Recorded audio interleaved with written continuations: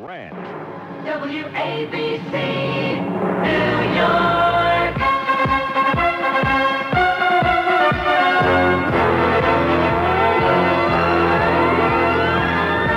Well, it's great to be here. It's not Bob Grant. Nobody can replace Bob Grant. He's irrepressible. He's incredible. Mama D'Amato loves him. Everybody else. It's Mama's son, Alfonso Al D'Amato, who's in here. And it's my privilege to be hosting the Bob Grant Show this afternoon. We think we have some great special callers who are going to be calling in, letting us know what they think. We have, for example, the governor of Oklahoma. And he's going to be calling us. We're going to speak about Thomas Grasso. I wonder how many of you remember Thomas Grasso. He's the fellow who murdered people in Staten Island, murdered people in Oklahoma.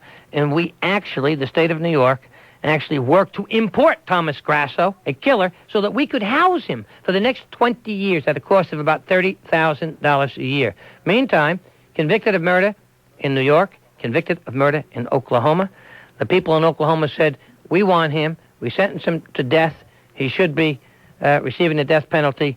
Instead, our state fought to bring him in here, Governor Cuomo, so that we could house him for $30,000 a year. The governor, David Walters, is going to be speaking to us later this afternoon. And let me ask you, question of the day. Haiti, what do you think? Should we, the United States, launch an invasion of Haiti? Let me tell you what I think. I am deeply concerned that this may be an action that we take, sending American troops and risking their lives due to political reasons, seeking political advantage in the forthcoming election. That's my concern. If that be the case, I am adamantly opposed. We should not jeopardize the life of one American.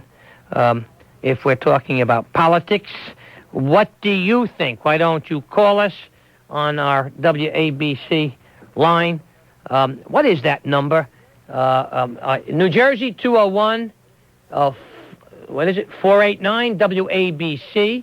From Connecticut, 203-862-WABC. And from New York, obviously, 212-563-WABC. What about Haiti? Should the United States be undertaking an invasion? Is it in our national interest? I have some very real questions about that. What do you think? There have been some other questions that have been, I think, of some concern to people. Whitewater hearings. That is something that I have championed because I believe it is important that we not have a government that abuses authority. Do you think that those hearings should be continued? Should they be televised? And should the President and Mrs. Clinton be asked to testify? What do you think? I'd be interested in your opinion. And last but not least, the question of the day as it relates to nothing else but politics. Who would you like to see run against Bill Clinton for president in 1996? This is Senator Al D'Amato filling in for the irrepressible Bob Grant. When Mama was told about this, she said, there's no way you can do this, Alphonse. I said, Mama, we're going to try. She said, well, there's only one Bob Grant, and that is true. We have some very special callers today. I think one of my dear friends, Mayor Ed Koch, may be calling in to let us know what he thinks about the various things that are taking place. We have a governor's race, and I have to tell you that for the first time in the 12 years that I have watched Governor Cuomo in office, this is the first time since his first race, when he first had a tough primary against Mayor Koch, and then he had a run against Lou Learman. I wonder how many people remember Lou Learman, the drugstore magnate, and boy, what a race that was. That was a terrific race. But the governor hasn't been seriously challenged in 12 years. Not since that first race has he really been challenged.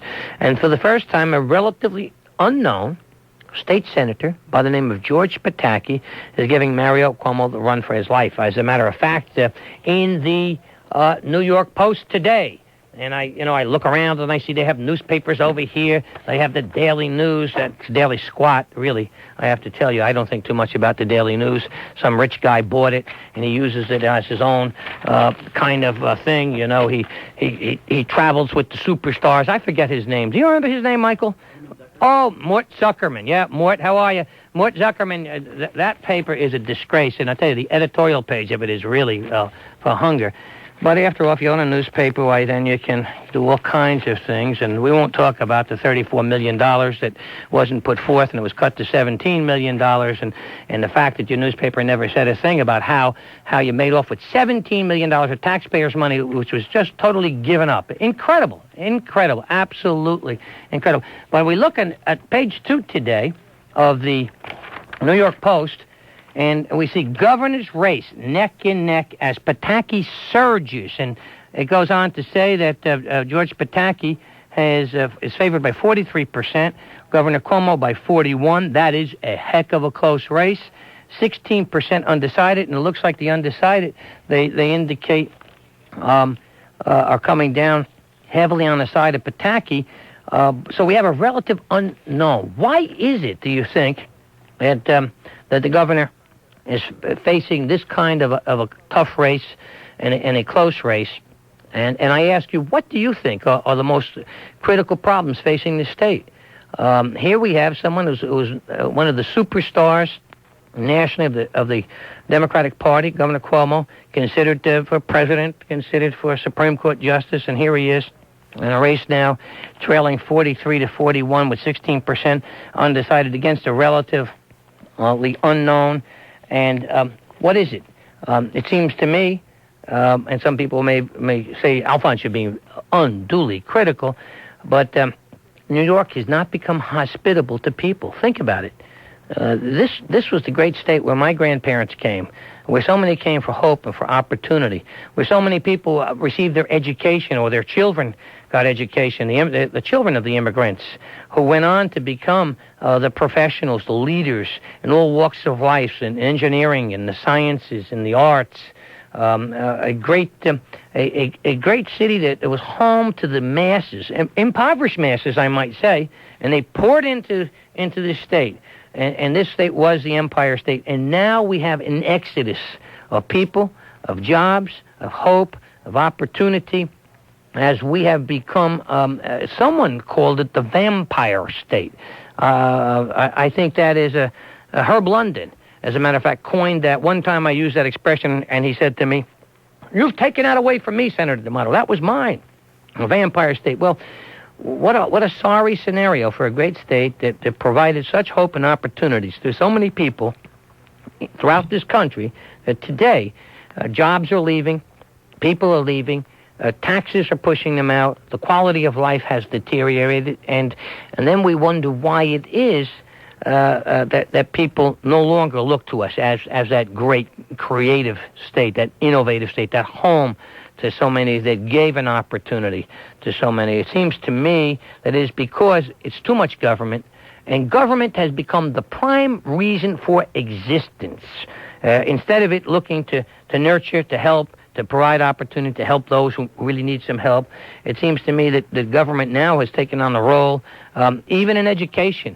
It seems to me where we once were the great educators, we're more interested in providing jobs for the educators, the people in the system, than providing for education for our youngsters. Now, that is designed to provoke some people.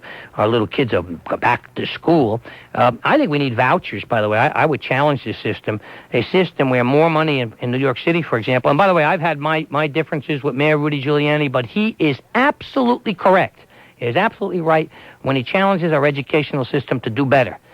To provide real opportunity for our youngsters, not to be just a hiring hall, not to have a central board of education that employs 7,000 people, none of them who go into the classrooms, none of them who teach, and 2/3 of the money that goes for education in New York City, roughly 2 out of every $3 does not go into the classroom, but it goes into administration, into overhead. Now that's wrong. When only $1 out of $3, $1 out of $3 reaches the classroom, reaches those kids, provides education, then something is terribly wrong.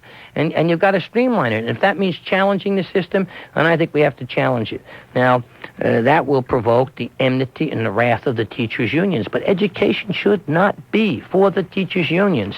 And so it seems to me that people in New York are fed up. They're tired of hearing a great orator, and the governor is Governor Cuomo, a tremendous orator. But I call him the night of the big win. Now, maybe that is too partisan. But the fact of the matter is that it seems to me that people want a change. And they're saying, look, we're tired of the taxes, we're tired of the spending, we're tired of the crime.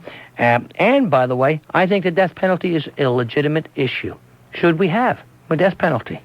It seems to me that when 70% of the people say we should have one, that no one should say that I personally am opposed, therefore I'm going to stop it from taking place.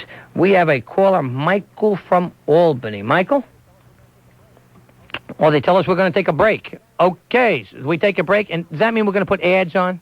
How long are we going to put those ads on? Oh, they say for 3 minutes. So for 3 minutes, you're spared Al D'Amato, and then we'll go from Michael from Albany. This portion of the Bob Grant program is brought to you by the Newport Center Mall. Newport Center Mall asks, what do you think of our quality? Good. The quality is good. With all those great stores, how could it not be? I save a lot of time coming straight to your place. You just don't find quality in that quantity anywhere else. Ever give up quality just to save a few dollars? Oh, big mistake. What good's a bargain if the glue goes, if the seams split, or the colors run? They go, they split, they run. Wait a minute. Are we talking shopping here or relationships? Sorry. Reality warp. Okay, so when I save money at your place, which is all the time, I know I'm getting quality too. Unlike with my former significant other, who, speaking quality-wise, was a significant irregular. Sorry. Quality, yes. I'd say you were really committed to quality, in sharp contrast to you-know-who is very committed to you-know-who. Sorry. Let me put it to you this way. If you want quality, I'd come to you. However, if I want to waste my time with inferior merchandise, believe me, I know right where to look. Sorry. Shop like you mean it at Newport Center Mall, a Simon-managed property.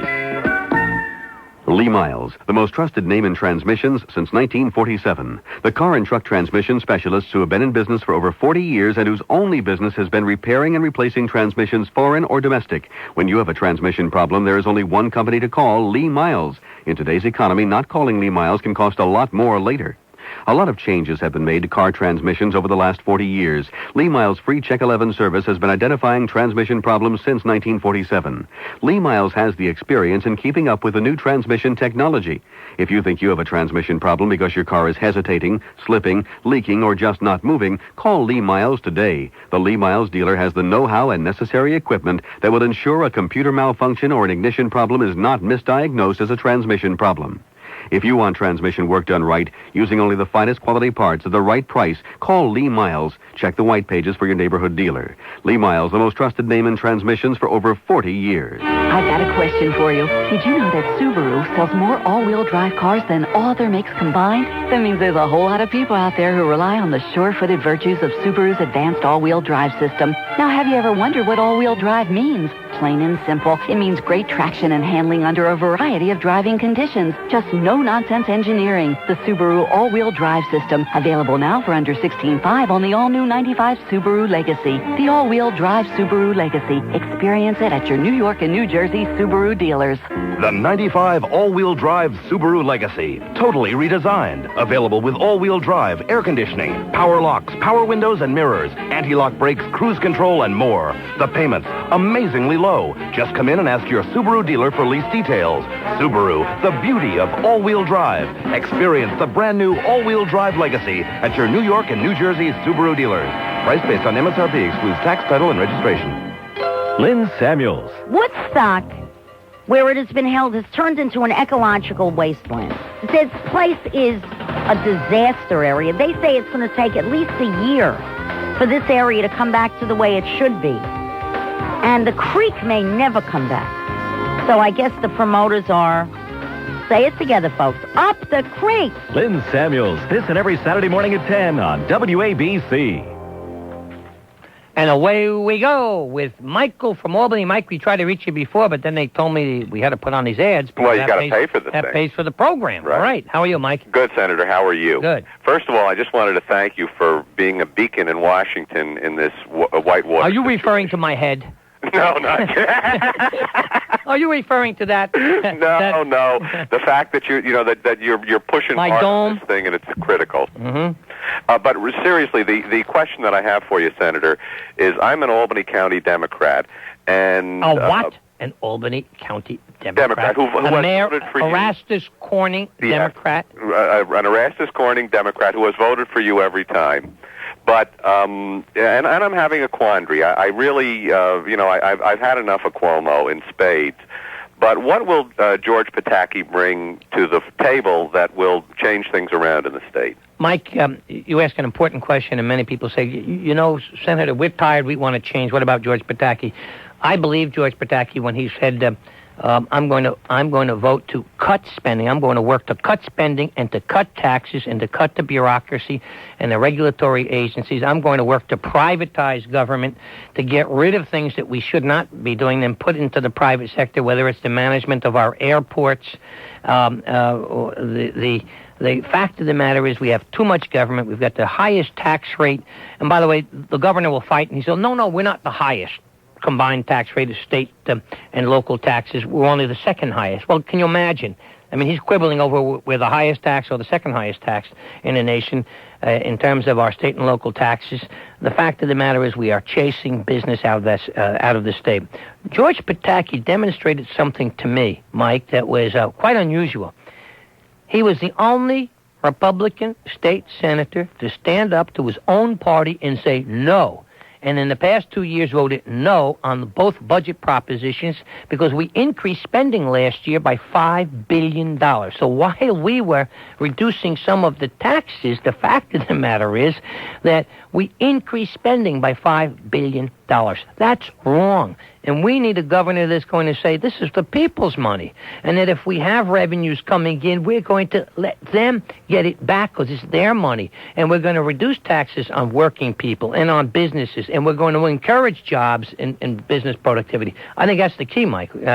How do you feel? That sounds real good to me. That is absolutely right. Now that's why I've supported him. Now, let me say, and I'm going to embarrass you now, I did not know that it was Michael Urbach, but this sounds to me like Michael Urbach. Well, it could be. Extraordinary counselor of those who need counseling as it relates to a great CPA and not too good a poker player. Michael, it's good talking to you, really. Good talking to you, Senator. Our next caller, Bob from Garfield. Where is this Garfield? Is that Garfield, New Jersey?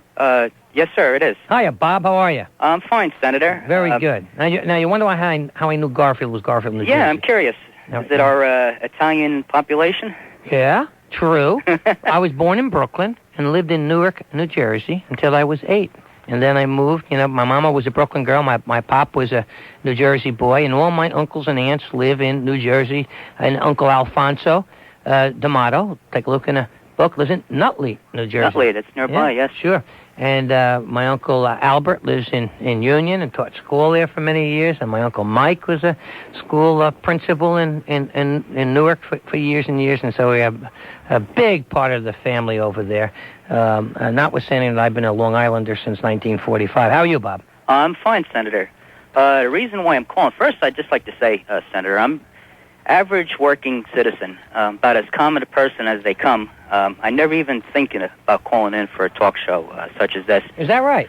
But when I heard you were going to be the guest, I was kind of excited. I just have to say, as an elected official, I respect you very highly. There's something about your integrity. I think you're realistic, down to earth, and you're not. Now we're not related, and I don't know you. Now let's get that clear. No, I know, Senator, but I am not. Stop this business. I am not involved in politics. I vote. I do what I have to do.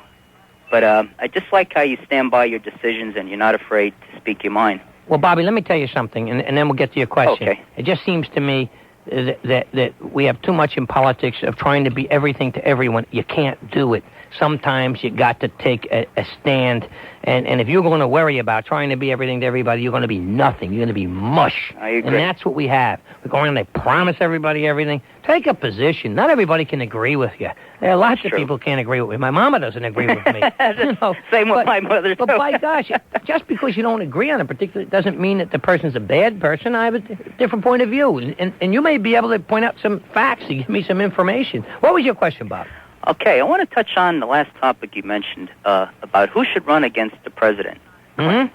Okay, Who should we put up? Who should the Republicans I don't run? have one particular person per se, but what I think what we're lacking in the office is, and maybe you'll agree, I think what we could use for once is a person with maybe some military stature. What we need is a no-nonsense kind of an individual who's going to stand on his 2 feet and make decisions that are going to affect the vast population of the country. You think like a Schwarzkopf? Not that, sure, good example. Colin Powell?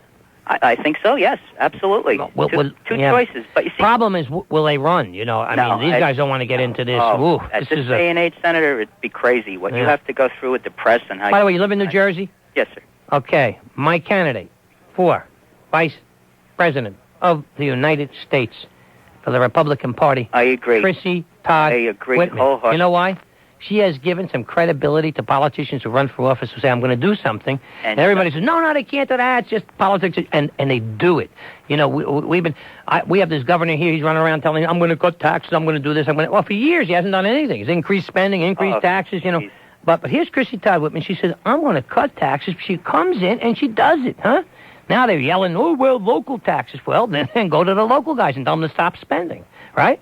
Absolutely. You know, so she has, and I have to tell you something. I think you have a terrific governor, and I believe that women should be running for high political office. And the fact that Chrissy Todd Whitman has not only run for it once and made an extraordinary run the first time and the second time, came back and won this race, and everyone thought that she was going to lose, and she beat an incumbent governor. But more important, she kept her promise. Bob, good talking to you. Senator, how are you? Very good. Listen. What are you picking on those ladies for, those women?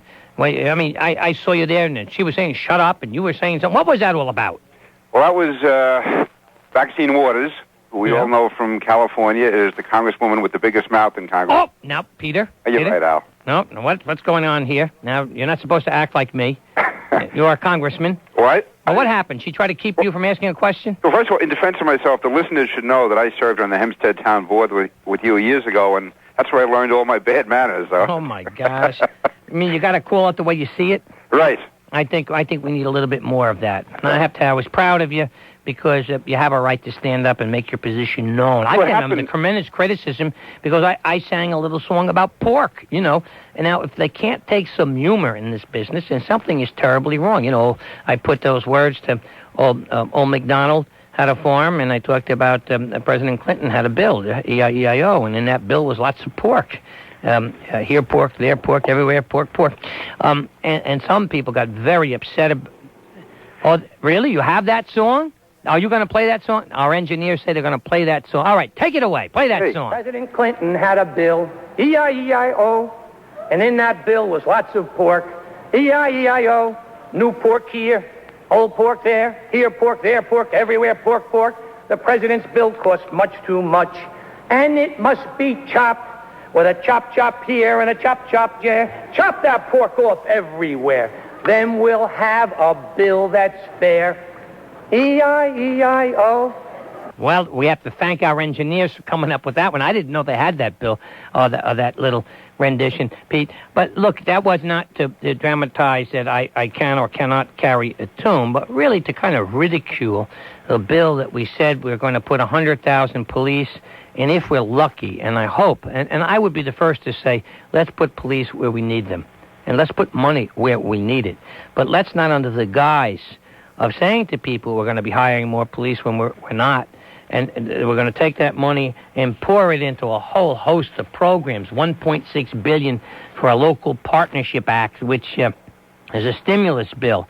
And that has nothing to do with crime, and $800 million for family and community endeavors, and $300 million for Olympic youth centers, and $270 million for National Community Economic Partnership Act. What does that have to do with taking violent predators, people who make our communities unsafe, off the streets? And it just seemed to me that we're kidding the people. And so that was my way of giving a little humorous a shot at those who said one thing and do another.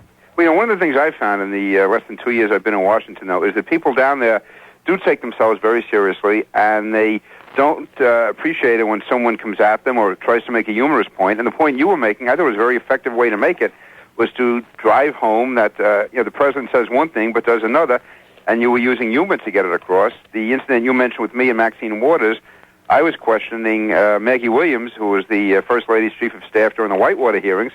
I was asking her the same questions that I would have been asking any white male, and Maxine Waters jumped in and accused me of being biased and bigoted and started yelling and told me to shut up, and Henry Gonzalez sided with her. And, of course, I went back at the two of them because I don't think you or I are going to allow anyone to tell us to shut up, especially when we're doing the people's business. And that's what that was all about. But what struck me was I found out afterwards that I was the first one in the Congress that ever went back at Maxine Waters. Now, I told him, I said, thank God Maxine Waters isn't in the Senate, or Al D'Amato would have gone after her years ago. But they're just not used to, people speaking out. We're used to it in New York. We have people like Ed Koch. We have, obviously, people like you. But in Washington, it's different. That's one thing I found out. They're much more genteel and, in some ways, hypocritical. Well, I think, and that's why people say we need term limits, that we need initiative and referendum. We need, they really want us to take a position and stop this nonsense. And I'm just going to say to those who are listening in, and Peter King is and happens to be my congressman. I live in a little village called Island Park. He's over in Seaford, and he takes in, his congressional district takes in Island Park. He's finishing his first term. I think you've done a heck of a job. And Pete, I'm proud of you. When you can stand up and take the kind of votes, you and Susan Molinari, Congresswoman Molinari, she took a lot of heat, for saying no initially to the crime bill because she thought it had too much pork and it didn't deal with some of the provisions, for example, of criminal aliens. I don't know how many people are aware of that. You know that situation. Absolutely, yeah, definitely. And just for some of our listeners, today if a person is an illegal alien and they commit a vicious crime, a manslaughter, rape, robbery, etc., they're in the federal penitentiary. They're sentenced to the penitentiary. And we have a good proportion, maybe 3,000 or 4,000 people in our prisons are aliens, who've committed these kinds of crimes. Most of them, instead of being deported, almost 90% of them, after they serve their term, are released onto the streets. I said no. We have a bill in there that says when one of these people have completed their sentences, you deport them the way they should and the way the law meant it. You have an expedited procedure before they're released. You don't turn a rapist, a murderer, a drug out onto the streets. If he came into this country illegally and he's committed a felony and was convicted of it, after he serves his time, you get him or her out. And do you know that the House-Senate conference came together and dropped that provision? Now, that's not good law enforcement. And I defy any person to tell me why they would vote for a bill that would have that provision in there, why they wouldn't fight to say you should be deporting these people. And that's why I sang that song to mock what we said was a strong crime bill, when indeed it was not. That's an outrage. And I think we need more people like Pete King. Pete, good talking to you. Al, it's great talking to you. And I'll see you at San Gennaro tomorrow. Oh, good. Yeah, I'm going to be there. By the way, let me get a plug in. San Gennaro Feast. I mean, if Alfonso Marcello D'Amato doesn't talk about it, how could you get a name Alfonso? Do you know how I got that name Alfonso, Peter? I've heard it was your uncle, wasn't it? He gave the down payment. Grandpa Alfonso, great guy. I waited till I was 13 till I could outrun Papa. I said, Papa, how could you do it to me? How could you name me Alfonso? He said, son, your grandfather Alfonso was a man of means, and that's how we got the down payment on the house. My mother denies that story. She said, that's not true. Pete, good talking to you. Okay, I'll see you tomorrow. Right. Bye. By the way, we do have a great San Gennaro feast down, those in the South Shore of Long Island, and it'll go all day tomorrow till about 11 o'clock tomorrow night, and it goes all day Sunday in Island Park on Long Beach Road, right down there, Long Beach, Long Island. It's a great and wonderful feast. I think they're telling me to take a break, and then our next caller is Jim. Jim, you hang on. We'll be right with you. Yeah, from your car. Jim, yes, are you sir. still there? Yes, I am, Senator. Well, you're not in Queens.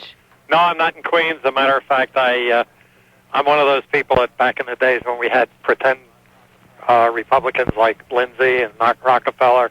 Oh. I got the heck out of New York. Where do you live now? Legally Florida, occasionally Jersey. Oh, so you see what? You made a success. You can't afford to die in New York. That's right. And what's happened in one of the most incredible, horrible things is that people who have accumulated some wealth and who have been successful, whether it be through business, etc., leave our state in anticipation. Sometimes many, many, many years before that's going to happen. We always hope it's going to be many, many years.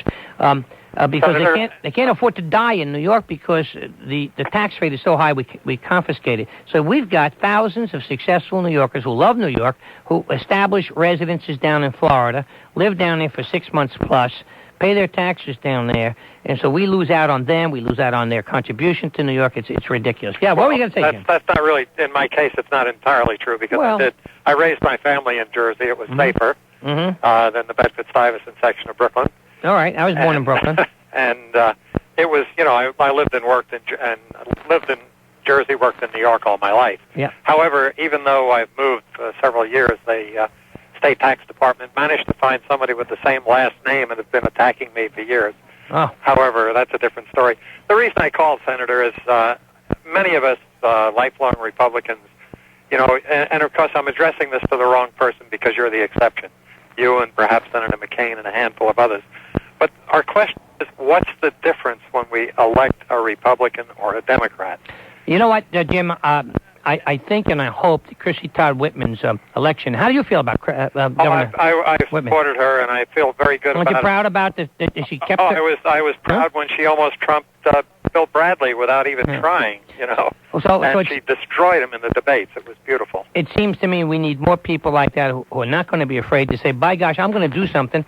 And go in there and take on the establishment, even if it means your own party. No. Let me tell you something. In New York, the Republicans, to many, to a certain extent, and they're all going to get uptight about this, and I have a lot of Republican state senator friends, and they'll be upset. They're just as guilty as Cuomo in going along with all these spending and taxing things. They didn't have the guts to stand up and say, no, you're wrong. By gosh, no, we're not going to do it. And so it's been him and a whole gallywag, and the difference is that you need people who say, we're serious about it. We are not going to vote to raise spending. We are going to vote to cut taxes. We are going to vote to deregulate. We are going to vote to get government off of our backs. And what government should be doing, its number one responsibility, as far as I'm concerned, we fail in. That's to protect the citizens. And you know something?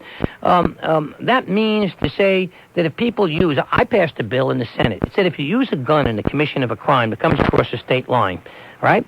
10 years. That's right. 10 years. Be every place. This nonsense about that we have to register. The only people who register, and by the way, I'm not opposed to registration, but what I'm saying is the only people who follow the laws on registration of guns, etc., are who?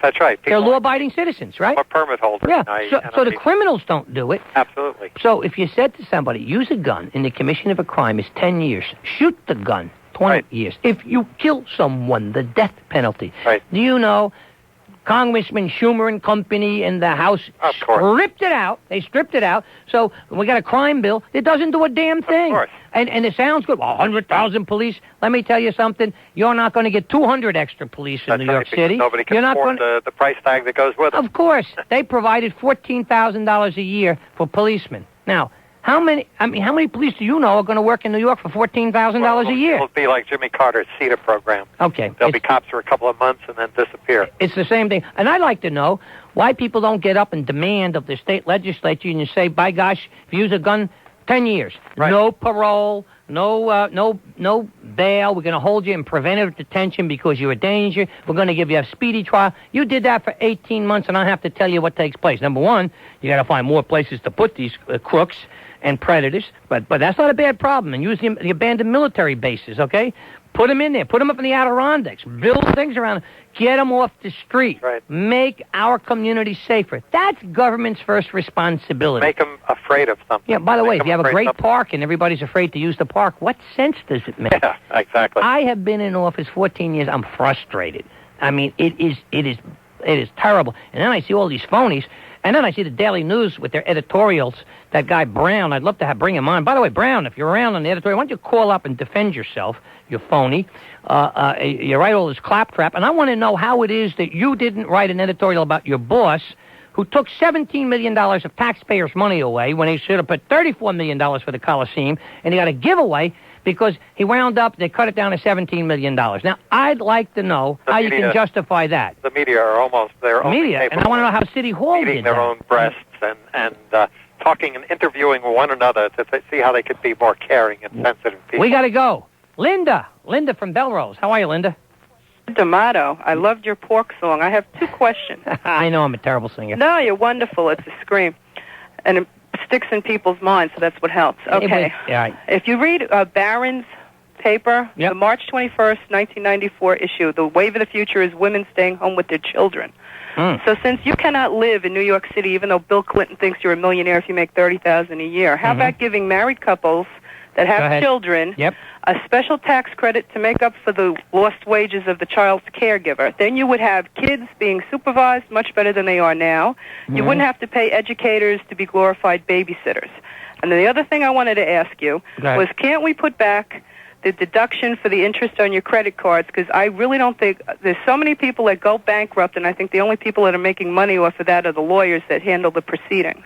Well, let me take you one. I think that we should definitely make a change in the tax code to allow people who get married not to pay a penalty and to increase and index the deductions for children so that you can make it possible for working families and particularly for young families, for the mama to stay home as long as possible instead of being forced out there to work. I absolutely agree with you. Good talking to you, Linda. I wanted to know, on July 29th, the Banking Committee covered the death of Vincent Foster. Could you tell me why wasn't what the confidential witness who found Foster's body, why wasn't what he stated about Fifth's interrogation, that the FBI had misrepresented the position of Foster's gun to him in order to get him to allow that he could have possibly missed it in the dense foliage? Senator, why wasn't that brought out? Let me say this to you. Many people, when they come upon the sites where there is a death, will tell you that they thought they saw things that absolutely weren't there. And I think that's what it came down to. We had a very limited period of time.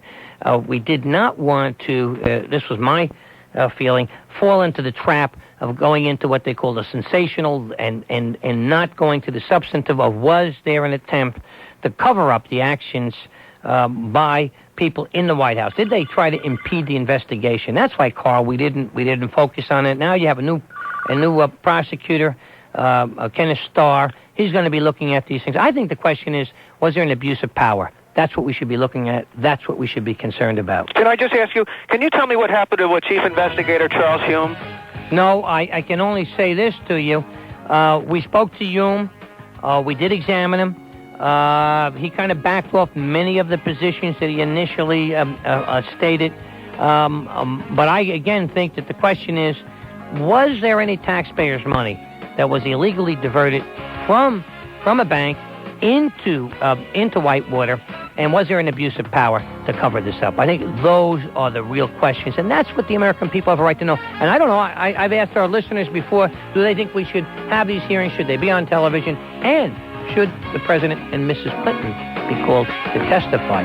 Seems to me that those are some important questions. We're going to take a short break in which we're going to give you the news, and then we're going to come back. We have some very interesting news breakers. We're going to have Senator This is the most Richard listened Shelby to talk with radio us station next. in New York, Long Island, and the USA. WABC, New York. It's 4 o'clock. From ABC News, I'm Doug Limerick. Federal investigators trying to figure out why that U.S. Air jet crashed last night near Pittsburgh, killing 132 people. Ladies and gentlemen, on our newsmakers line right now is someone that you can read about in the New York Times today. What page is that story on? And it's a Democrat who thrives opposing the president. I don't think that he thrives because he opposes the president. Let me say, I think he thrives because he calls him the way he sees him. And when the president's right, Senator Richard Shelby is there supporting him and fighting with him. And when he thinks that something is going the wrong way, he's not afraid to stand up and to call it. And there's this tremendous article today in the New York Times by Ronald Smothers. And I'm delighted to have Senator Dick Shelby from Alabama on with us. Richard, how are you? Fine. Senator, I'm in Mobile, Alabama, on the Gulf Coast. Oh, God. I'll tell you something. The people of Mobile and Alabama are lucky to have you. You're real kind. And I'm delighted to have you as a colleague, but more importantly, let me say the nation is indebted, and we need more Dick Shelbys in both parties. Well, you're very kind. You're on. This is ABC Radio. Right? ABC Radio. It's a great a radio station here that has a tremendous listening audience on this particular program. I think, Bob Grant, at any one time there may be 300,000 plus people. Is that right? I'm looking at the engineers who are listening. That's wonderful. And hey, Alphonse, I hope they'll be able to understand my southern dialect. Well, you and I talk kind of funny. Yeah, we do. Some you people. Know, at times I have trouble understanding you, but I've gotten over the years in the Senate. We come from different regions. We have different dialects, but we try to work together. And that is true. Dick, let me ask you something. You eventually voted against the crime bill. That's right. Now, you're a Democrat, and you're proud to be a Democrat. Absolutely. Is that true? Absolutely. But why did you vote against it? Because, you see, I have some people accuse me, and they say, well, you voted against it because the president's bill. I didn't. No, that's not right. I'll tell you why I voted against it. I thought that they had seriously weakened the crime bill that we passed in the Senate last fall. Last fall, as you'll recall, we got 95 votes in the Senate, which is unheard of. That's right. On a bill called a crime bill. Now, was it a perfect bill? No. Did it have some gun registration in it? You know, assault guns? It did. I didn't like that, but I voted for the bill anyway because, Senator, you'll recall that we had some tough provisions. You have put some of them in there. That's right. You put some of them in there. Yeah, and you helped me. What was it? If you commit a crime with a firearm, you would have a tough mandatory minimum sentence. That's right. I think that made sense. Yeah. Can you?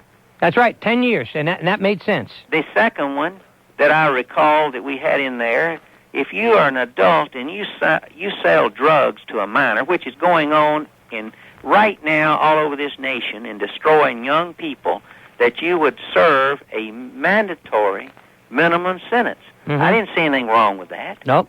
It made sense to me, and I'm wondering if our listeners, if they're listening to Senator Shelby, what do they think? Did you think if somebody sells drugs to a kid, should they get a mandatory sentence and be sent away? Well, I think so, and I believe the overwhelming American people do, because, you know, we can't coddle criminals. The drug problem, all of this, the violence in America, we can't eradicate it overnight. I don't even know if we can eradicate it. But we ought to be able to control it. But we ought to be able to send a message, but a true message, that if you do these things, that you're going to pay the price. Fear is a strong emotion. Absolutely. So what did they do, among other things? And there were other things. Terrorists. You know, you were on the hit list to be assassinated yourself, Senator. Yeah. Because of the bombing, the terrorist bombing of the trade towers. I remember that. You know, they gave you bodyguards when you didn't even want them. That's right. Because the terrorists said they were going to kill you, among other people. Well, they could have killed a lot more people from America, but mainly New Yorkers living there. Terrorists are coming into this country, and they're dangerous. You know it. You've tried to respond to it. We had a provision in there. You recall it. You want to comment on that? No, I think we've had a provision in there that said that, number one, we could have immediate deportation of those people. That's what we're talking about. Yeah. And what happened? They deleted that in a conference with the House.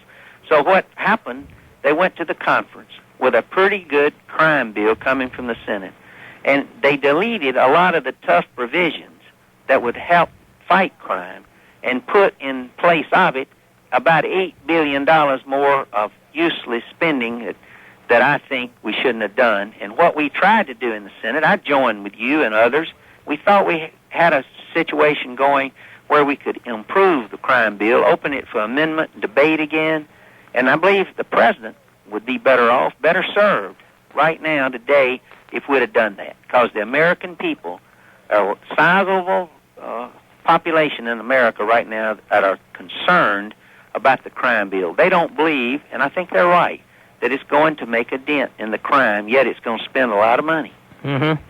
Dick, let me tell you something. For the benefit of those who've just tuned in, this is Senator Al D'Amato is filling in for Bob Grant, and my special guest on the Newsmaker's Line is Senator Dick Shelby, Democrat from Alabama. But I want to tell you something.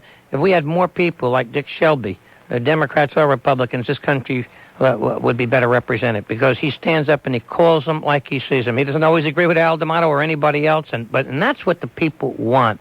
Al, let me ask you this. You know, you've got an independent streak in you, and you're not someone, and I've noticed over the years in the Senate, just because somebody in your party introduces a bill, or your leader, and says, this is my bill, this is the Republican bill, if you think it's not good for New York or good for this nation, you don't support it, do you? That's right. I've had my own clashes on a number of occasions with somebody who I loved and admired as our leader, Ronald Reagan. That's right. And I could not go along with some of the programs, the cuts in mass transportation in other areas, and some of the policies and programs, the introduction of weapons and weapon systems to different areas. And it wasn't easy, but by gosh, you got to stand up and take a position. You're not elected just to represent your party. Run from a tough issue, and there are a lot of people in the House and Senate, and we both know them, that they're going to let someone else make a decision for them. They run one way for Congress,